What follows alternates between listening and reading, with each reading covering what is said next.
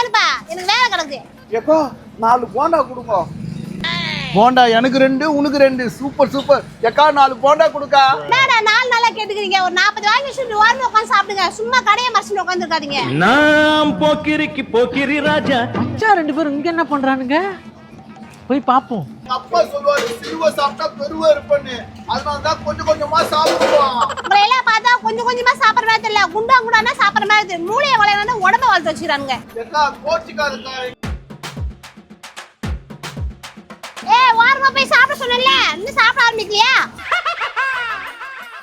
மச்சான் ஏய் எப்படா வந்த?